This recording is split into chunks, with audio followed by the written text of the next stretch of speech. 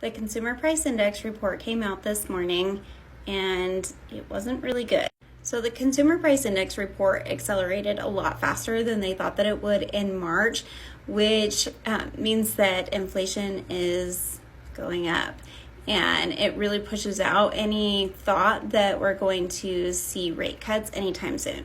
The CPI report, which is just a broad measure of spending for goods and services in the United States, rose by 0.4% from the previous month, and over a 12-month period, it means that inflation is sitting at 3.5%, which is 0.3% higher than February. Economists were predicting a 0.3% increase from February, and that inflation would be at 3.4% overall, so we did end up higher than originally anticipated. The core CPI, which removes things like food and energy, rose by 0.4% from the previous month and is 3.8% higher than this time last year.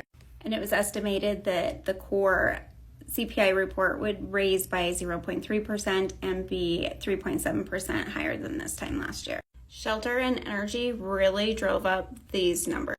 Energy rose by 1.1% from the previous month.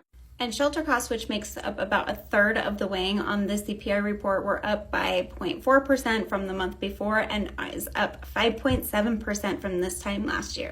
The expectation for shelter costs to come down is pretty central to the Fed's outlook as to whether or not inflation is cooling and if we will see rate cuts this year.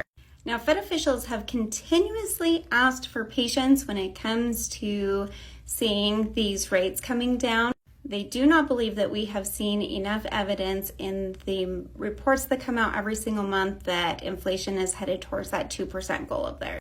It was expected that we would see our first rate cut in June of this year, and we would probably see 3 rate cuts before the end of the year.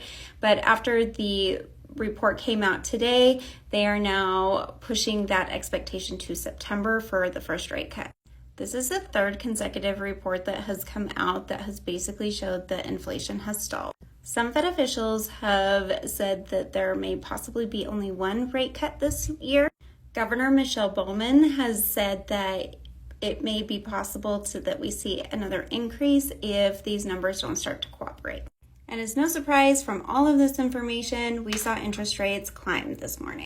If you have any questions on any of this information, please feel free to reach out, and I hope you have a wonderful day.